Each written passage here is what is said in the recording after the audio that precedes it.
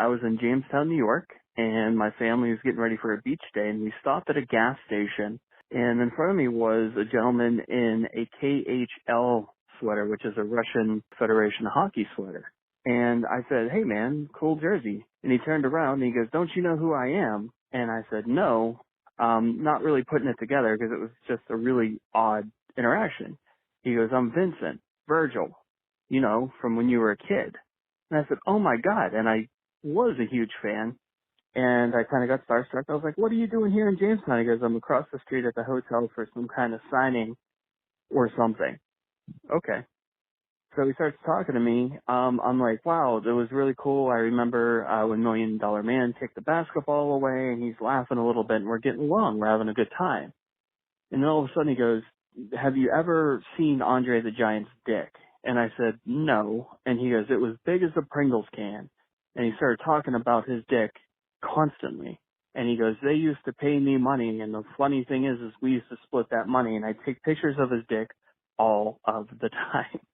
Which is really weird because I didn't ask. And we were talking, and in this gas station, it's split between a gas station and a McDonald's. So I went over to the McDonald's side, and Virgil was following me the entire way, just talking about dicks and all kinds of weird people that he knew. And at this point, the story was just incongruent. He was just naming wrestlers like Greg the Hammer Valentine and Ted DiBiase and Honky Tonk Man. He's just talking. And at this point, with social cues and everything, I thought the conversation was over. He followed me. So I went to get some food from my family, and he was behind me still speaking to me, and he ordered food on top of my order. He goes, "Yeah, let me get 2 cheeseburgers." And so I paid for all the food, and he took his 2 cheeseburgers, and he goes, "Come here, sit down, I want to talk to you." I'm like, okay, has to be cool. And my poor family's waiting in the car for me. So I sit down and talk to him, and he starts hammering these cheeseburgers down, and he's spitting onions everywhere as he's talking to me. He goes, "I got an opportunity for you, brother." And I said, "Okay." He goes, "I got 8x10s across the street, and I can get you one signed for $30. And I said, "No, it's not that. Like, it's fine." He goes, No, 25. I said, "My family's in the car, and they're waiting for me. We're going to have a beach day." And he goes, 25. And I'm like, "No." And he goes, "How about 20? He goes, "Here." And he grabs my arm, and he starts taking me across the street to the hotel. And finally I had to say, like, "Virgil, man, I'm a huge fan. I'm very sorry, but I have to go. My family's waiting in the car." And he goes, "Oh, man, okay, you know." And he let me go finally, but he was hard selling those 8x10s. And this was maybe 10 years ago, and I saw on Twitter just today, he is still doing that just as hard as he ever was. What a hustler. Thanks, Colt. Oh, the legend of Virgil. You better believe he's still doing it as hard as he can today, as he was 10 years ago, as he was 20 years ago. Oh, bless this man. I cannot get enough. He is who he is, and you got to love him for it. You just got to appreciate it for him.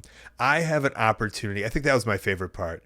Like, he's about to get you in some kind of Ponzi scheme, some kind of 8x10 Ponzi scheme that Virgil is cooking up in his hotel room.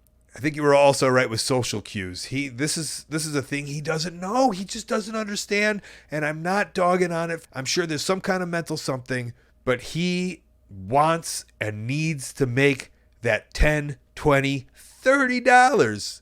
It's so important to him. People have told me stories of where they paid him personally just to come over to his house and watch the pay-per-view with him or watch TV with him. Whatever it is, he will do it, and you have to appreciate it. I am in no way punching down. I am punching sideways just because I think it's so great.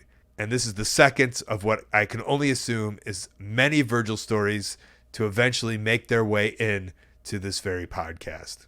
More power to you. Last week we had a call of a guy who wasn't able to not give Virgil the $20. I commend you for being able to escape with your money, with your family's money, and to be able to get to the beach. I'm sure you had a great little beach day while Virgil continued his nice little hustle day. Hey, thanks for watching. That call was part of a whole podcast called Wrestling Anonymous. Listen to the whole thing weekly. Wherever you listen to your podcast, go subscribe. And while you're at it, subscribe right here on YouTube to Colt Cabana's channel. Thank you.